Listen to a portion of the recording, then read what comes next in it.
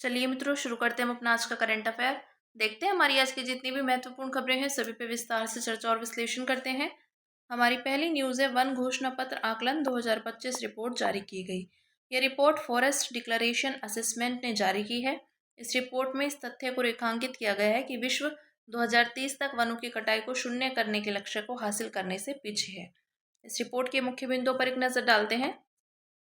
वनों की कटाई दर तो 2024 में 8.1 मिलियन हेक्टेयर वन नष्ट हो गए थे, जो कि 2030 तक वनों की कटाई को रोकने के लक्ष्य को हासिल करने के लिए आवश्यक स्तर से 63% अधिक है। वित्तीय प्रवाह में खामियां, तो इस संबंध में देखें तो हानिकारक सब्सिडी और हरित सब्सिडी के मध्य का अनुपात 200:1 है। यह हानिकारक सब्सिडी की तुलना में हरित सब्सिडी की अत्यंत कम मात्रा को दर्शाता है। वनों के नष्ट होने के मुख्य कारण, तो स्थायी कृषि, इसमें ऑयल पाम, कोको, बागवानी, नट्स, रबड़, मौसमी फसलों और चारागाह की खेती लगभग 86% निर्वनीकरण के लिए जिम्मेदार पाई गई है। खनन क्षेत्र, तो वैश्विक स्तर पर लगभग 77% खदानें प्रमुख जैव विविधता क्षेत्रों से 50 किलोमीटर से भी कम दूरी पर स्थित है। पर्यावरण संबंधी अपराध, तो वनों की अवैध कटाई और इमारती लकड़ी की तस्करी से प्रतिवर्ष लगभग $281 बिलियन की अवैध आय होती है। वनों की कटाई को रोकने के लिए निम्नलिखित महत्वपूर्ण बदलावों की आवश्यकता है। तो स्वैच्छिक प्रतिबद्धता के लिए अनिवार्य विनियमन, इसमें जवाबदेही, ट्रेसेबिलिटी और अनुपालन सुनिश्चित करना चाहिए। वनों का मूल्य निर्धारण और बाहरी प्रभावों को समाप्त करना, तो इसमें वनों की कटाई और निम्नीकरण की वास्तविक हानि का मूल्यांकन किया जाना चाहिए। समावेशी निर्णय निर्माण, इसके तहत देशज लोगों, स्थानीय समुदाय, महिलाओं और नागरिक समाज की पूर्ण भागीदारी सुनिश्चित करनी चाहिए। वनों की पुनर्बहाली के प्रमुख लक्ष्य, तो बोन चैलेंज 2020 तक 150 मिलियन हेक्टेयर निम्नीकृत और वन उन्मूलन वाली भूभाग की तथा 2030 तक 350 मिलियन हेक्टेयर भूभाग की पुनः बहाली करना। भारत ने 2036 तक 26 मिलियन हेक्टेयर भूमि को पुनः बहाल करने का संकल्प लिया है। कुनमिंग मॉनिट्रियल वैश्विक जैव विविधता फ्रेमवर्क का टारगेट, तो इसमें 2030 तक कम से कम 30% निम्नीकृत स्थलीय, अंतर्देशीय जल और तटीय एवं समुद्री पारिस्थितिकी तंत्र क्षेत्रों की प्रभावी रूप से पुनः बहाली करना शामिल है। फिर नेक्स्ट है 2025 की global hunger index report 20 years of tracking progress time to recommit to zero hunger शीर्षक के साथ जारी की गई।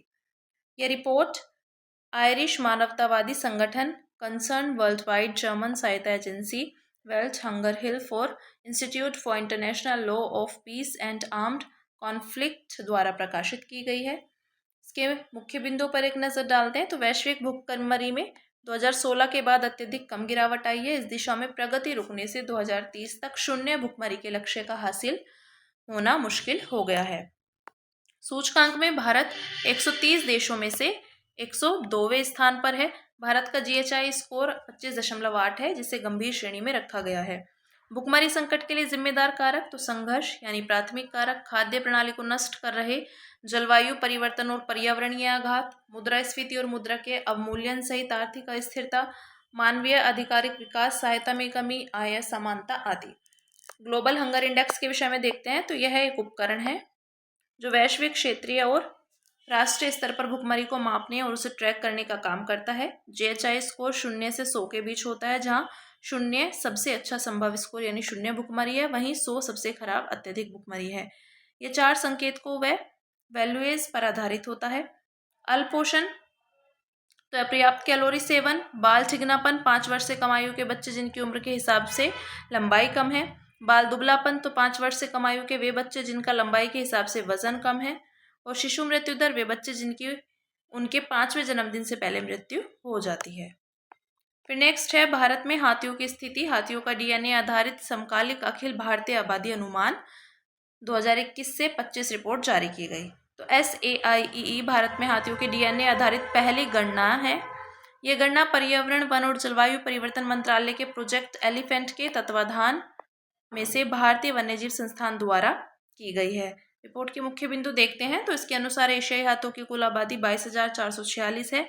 वनों में रहने वाले एशियाई हाथियों की सर्वाधिक संख्या भारत में है, जो एशियाई हाथियों की कुल वैश्विक आबादी के लगभग 60% है। वर्तमान में वनों में रहने वाले हाथी मुख्य रूप से निम्नलिखित 4 वन्य पहाड़ी क्षेत्रों में पाए जाते हैं। अंडमान द्वीप समूह में भी कुछ संख्या के साथ हिमालय की तलहटी, पूर्वोत्तर राज्य, पूर्व मध्य भारत और पश्चिमी पूर्वी घाट। वनों में रहने वाले हाथियों की सर्वाधिक संख्या पश्चिमी घाट में पाई जाती है। इसके बाद पूर्वोत्तर की पहाड़ियों और ब्रह्मपुत्र के बाढ़ के मैदानों का स्थान आता है। राज्यों में एशियाई हाथियों की सर्वाधिक संख्या वाला राज्य कर्नाटक है। उसके बाद असम, तमिलनाडु और केरल का स्थान है। एशियाई हाथियों के समक्ष खतरे तो घटता पर्यावास क्षेत्र और विखंडन।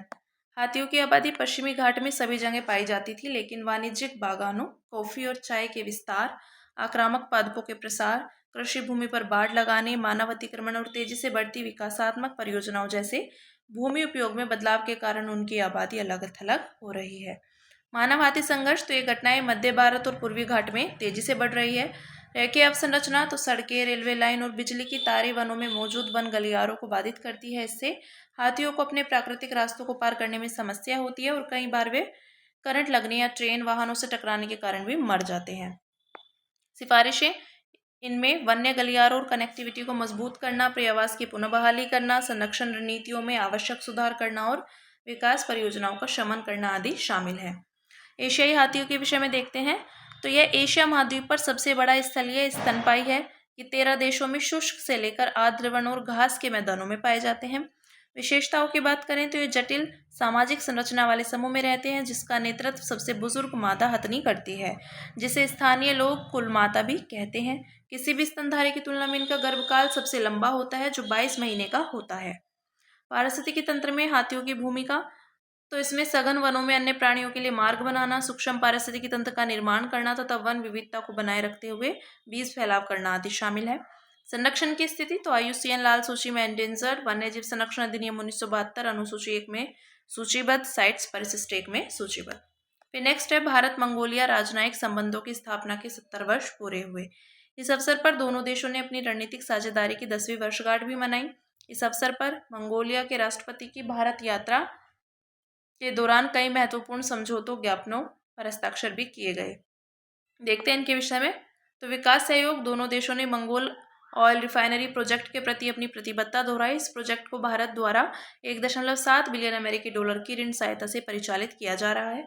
सांस्कृतिक संबंध तो लद्दाख स्वायत्त पहाड़ी विकास परिषद और मंगोलिया के अरखानगाई प्रांत के बीच समझौता ज्ञापन पर हस्ताक्षर किए गए। आध्यात्मिक सहयोग तो भारत भगवान बुद्ध के 2 शिष्यों सारिपुत्र और मोदगल्यायन के पवित्र अवशेष मंगोलिया भेजेगा। साथ ही मंगोलिया की 10 लाख प्राचीन बौद्ध पांडुलिपियों को डिजिटाइज करने में मदद भी करेगा।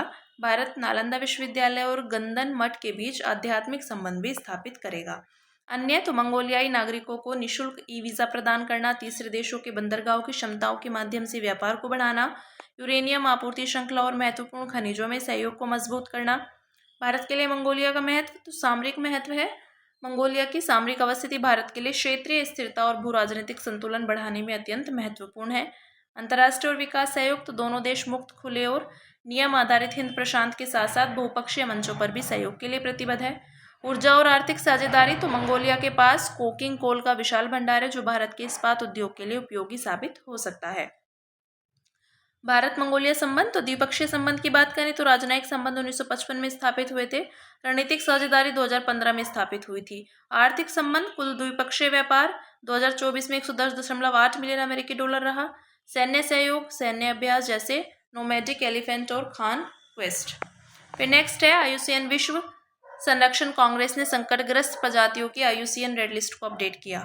इस अपडेट में 12 भारतीय पक्षी प्रजातियों की संरक्षण स्थिति में बदलाव किया गया है। अब 8 प्रजातियों को निम्न संकटग्रस्त श्रेणी में शामिल किया गया है। हालांकि यह संरक्षण में सकारात्मक रुझान को दर्शाता है। वहीं 4 प्रजातियों को अधिक संकटग्रस्त सूची में शामिल किया गया है। जिन 4 प्रजातियों को अधिक संकटग्रस्त श्रेणी में शामिल किया गया उनमें शामिल है इंडियन कोर्सर, इंडियन रोलर और रूफ स्टेल्ड लार्क को नियर थ्रेटेंड सूची में शामिल किया गया है। Long build grass hopper warbler को एंडेंजर्ड सूची में शामिल किया गया है। ये सभी 4 प्रजातियां खुले प्राकृतिक पारिस्थितिकी तंत्रों पर निर्भर करती हैं। इनमें घास के मैदान, अर्धशुष्क भू परिदृश्य, रेगिस्तान, कृषि भूमि, पहाड़ी झाड़ियां और परती भूमि जैसे पर्यावास शामिल हैं। इन पारिस्थितिकी प्रणालियों के समक्ष खतरे तो इनमें विद्युत से संबंधित अवसंरचना का विस्तार, गहन कृषि का प्रसार, आक्रामक प्रजातियों का प्रवेश तथा वन रोपण के माध्यम से घास के मैदानों को वनों में बदलना शामिल है। IUCN रेड लिस्ट में किया गया अपडेट तो विश्व स्तर पर पक्षी प्रजातियों में से आधे से अधिक की संख्या में कमी आ रही है। इसका मुख्य कारण पर्यावरण की हानि व क्षरण है, जो कृषि विस्तार एवं गहन कृषि तथा वृक्षों की कटाई के कारण हो रहा है। पक्षी पारिस्थितिकी तंत्र और लोगों के लिए महत्वपूर्ण भूमिका निभाते हैं। पक्षी परागणकर्ता, बीज फैलाने वाले कीट नियंत्रक, स्कैवेंजर्स और पारिस्थितिकी तंत्र के इंजीनियर के रूप में कार्य करते हैं। आर्कटिक सील की 3 प्रजातियां विलुप्त होने के करीब पहुंच गई हैं। इसके लिए जिम्मेदार प्राथमिक खतरा वैश्विक तापमान वृद्धि के कारण समुद्री बर्फ का पिघलना है। सील एक कीस्टोन प्रजाति है। यह खाद्य जाल में केंद्रीय भूमिका निभाती है। यह मछली और अकशेरुकी जीवों को खाती है तथा पोषक तत्वों का पुनःचक्रण करती है। हरा समुद्री कछुआ भी एक कीस्टोन प्रजाति है। इस प्रजाति के लिए किए गए संरक्षण संबंधी निरंतर प्रयासों के कारण इसकी संरक्षण स्थिति एंडेंजर्ड से लिस्ट कंसर्न में सूचीबद्ध हो गई है। अब बात करेंगे अन्य सुर्खियों की, जिसमें पहली न्यूज है विश्व आर्थिक परिदृश्य। तो आईएमएफ की विश्व आर्थिक परिदृश्य रिपोर्ट के अनुसार 2025-26 के लिए भारत की जीडीपी समृद्धि दर 6.6% रहेगी। पहले 6.4% का अनुमान लगाया गया था। रिपोर्ट के अनुसार 2026 से 27 में भारत की समृद्धि दर 6.2% होगी। वैश्विक आर्थिक समृद्धि दर 2024 की 3.3% से घटकर 2025 में 3.2% और 2026 में 3.1% रहने का अनुमान है। डब्ल्यूईओ के विषय में देखते हैं तो जारी करता है अंतर्राष्ट्रीय मुद्रा कोष। उद्देश्य, यह रिपोर्ट विश्व अर्थव्यवस्था का निकट भविष्य के लिए और मध्यम अवधि का विश्लेषण व अनुमान प्रस्तुत करती है। यह रिपोर्ट आमतौर पर वर्ष में 2 बार जारी की जाती है और बीच में इसके अपडेट भी जारी किए जाते हैं। फिर नेक्स्ट है codex committee on spices and culinary herbs. तो codex committee on spices and culinary herbs का 8वां सत्र गुवाहाटी में शुरू हुआ। यह कोडेक्स एलिमेंट्रियस आयोग की एक सहायक समिति है। इसका उद्देश्य मसालों और खाद्य से जुड़ी वनस्पतियों के लिए वैश्विक स्तर पर स्वीकार्य मानकों के अनुरूप मानक बनाना है। सीएसी या फूड कोड विभिन्न मानकों, दिशा निर्देशों और आचार संहिताओं का संग्रह है, जिसका उद्देश्य उपभोक्ताओं के स्वास्थ्य की रक्षा करना और खाद्य व्यापार में उचित कार्य व्यवहार को बढ़ावा देना है। यह संयुक्त FAO WHO food standards programme का हिस्सा है। इस समिति की स्थापना जुलाई 2013 में रोम में कोडेक्स एलिमेंट्रियस आयोग की 36वीं बैठक में की गई थी। भारत इस समिति का मेजबान देश है। इसका सचिवालय कोची स्थित स्पाइसेस बोर्ड द्वारा संचालित किया जाता है। ऑपरेशन चक्र 5। तो हाल ही में केंद्रीय जांच ब्यूरो ने ऑपरेशन चक्र 5 के तहत तमिलनाडु, केरल और कर्नाटक में तलाशी अभियान चलाया। इसका उद्देश्य है साइबर अपराधियों से निपटना और नागरिकों को देश विदेश से डिजिटल माध्यम से होने वाले शोषण से बचाना। फिर नेक्स्ट, गूगल का आर्टिफिशियल इंटेलिजेंस हब AI। तो गूगल ने आंध्र प्रदेश के विशाखापट्टनम में $15 बिलियन का आर्टिफिशियल इंटेलिजेंस हब स्थापित करने की घोषणा की। यह गीगावॉट स्केल हब होगा। यह अमेरिका के बाहर गूगल का सबसे बड़ा AI हब सेंटर है। यह गूगल का भारत में अब तक का सबसे बड़ा निवेश है। यह निवेश अगले 5 वर्षों में किया जाएगा। यह निवेश विकसित भारत विजन के साथ मेल खाता है तथा इंडिया AI मिशन के लक्ष्यों को पूरा करने में मदद करेगा। इसकी मुख्य विशेषताएं देखते हैं तो उद्देश्यपूर्ण डेटा सेंटर कैंपस, इसमें advanced AI infrastructure, data centre capacity, बड़े पैमाने पर नवीकरणीय ऊर्जा स्रोत और फाइबर ऑप्टिक नेटवर्क को एक ही स्थान पर लाया जाएगा। नए अंतर्राष्ट्रीय सबसी यानी समुद्र के नीचे गेटवे का निर्माण, तो इसमें कई अंतर्राष्ट्रीय सबसी केबल्स को विशाखापट्टनम से जोड़ा जाएगा। नेक्स्ट है राष्ट्रीय सुरक्षा गार्ड NSG। तो केंद्र सरकार अयोध्या में एक NSG हब स्थापित कर रही है। पहले से ही 6 अन्य NSG हब मुंबई, चेन्नई, कोलकाता, हैदराबाद, अहमदाबाद और जम्मू में कार्य कर रहे हैं। ये हैं क्या? तो NSG केंद्र सरकार का आकस्मिक विश्व स्तरीय जीरो एरर फोर्स है। इसका मुख्य कार्य आतंकवाद के सभी रूपों से निपटना है। NSG को यूनाइटेड किंगडम की SAS और जर्मनी की GSG 9 के पैटर्न पर गठित किया गया है। यह विशेष कार्यबल है। इसकी स्पेशल एक्शन ग्रुप और स्पेशल रेंजर ग्रुप नाम से 2 पूरक इकाइयां हैं। स्थापना, इसे 1986 में राष्ट्रीय सुरक्षा गार्ड अधिनियम 1986 के तहत स्थापित किया गया। मंत्रालय है केंद्रीय गृह मंत्रालय। फिर देखते हैं नील नदी। तो भारी वर्षा और नील नदी में बढ़ते जल स्तर की वजह से दक्षिण सूडान में बड़ी संख्या में लोग प्रभावित हुए। ये दुनिया की सबसे लंबी नदी है और अफ्रीका के 11 देशों से होकर बहती है। कौन से हैं वो 11 देश? तो वो है मिस्र, Burundi, Tanzania, Rwanda, democratic Republic of Congo, Kenya, Uganda, Sudan, Ethiopia, Eritrea और दक्षिण सूडान। सूडान की राजधानी खार्तूम में ब्लू नील और व्हाइट नील नदियों के संगम के बाद यह नील नदी नाम से आगे बहती है। आगे नील नदी उत्तर दिशा में बहती हुई और मिस्र से होकर भूमध्य सागर में मिल जाती है। व्हाइट नील का उद्गम विक्टोरिया झील से होता है और ये युगांडा और दक्षिण सूडान से होकर बहती है। वहीं ब्लू नील का उद्गम इथियोपिया में लेक टाना से होता है। फिर नेक्स्ट, प्रमुख और गौण खनिज। तो केंद्रीय खान मंत्रालय ने चूना पत्थर को प्रमुख खनिज के रूप में वर्गीकृत किया। पहले चूना पत्थर को उसके अंतिम उपयोग के आधार पर कभी गौण खनिज और कभी प्रमुख खनिज के रूप में वर्गीकृत किया जाता था। इसके विषय में देखते हैं तो खान और खनिज अधिनियम 1957 के तहत खनिजों को मुख्य रूप से दो श्रेणियों में बांटा गया है, प्रमुख खनिज और गौण खनिज। तो प्रमुख खनिज में ईंधन स्रोत वाले खनिज शामिल हैं, जैसे कोयला, लिग्नाइट, पेट्रोलियम और प्राकृतिक गैस। साथ ही इनमें धात्विक खनिज और अधात्विक खनिज भी शामिल है। गौण खनिज में संगमरमर, स्लेट, शेल आदि शामिल है। एमएमटीआर अधिनियम राज्य सरकारों को गौण खनिजों के लिए नियम बनाने का अधिकार देता है। फिर नेक्स्ट है मिनी वार्म पूल। तो वैज्ञानिकों के हाल के अध्ययन के अनुसार अरब सागर का mini warm pool El Nino की वजह से मानसून में आए व्यवधान को स्वतः ठीक करने वाले एक तंत्र की तरह कार्य करता है। अरब सागर मिनी वार्म पूल के विषय में देखते हैं तो अरब सागर में विशेषकर दक्षिणी पूर्वी भाग यानी केरल तट के पास में असामान्य रूप से समुद्री सतह जल के गर्म तापमान का एक छोटा सा क्षेत्र है। एक वार्म पूल वास्तव में किसी जल निकाय में बहुत गर्म जल वाला हिस्सा होता है। ऐसे हिस्से में समुद्री सतह जल का तापमान आमतौर पर 28 डिग्री सेल्सियस से अधिक होता है। यह क्षेत्रीय जलवायु और मौसम के पैटर्न को प्रभावित करने में महत्वपूर्ण भूमिका निभाता है। अवधि यह हर साल अप्रैल और मई के दौरान भारतीय ग्रीष्मकालीन मानसून के शुरू होने से ठीक पहले बनता है।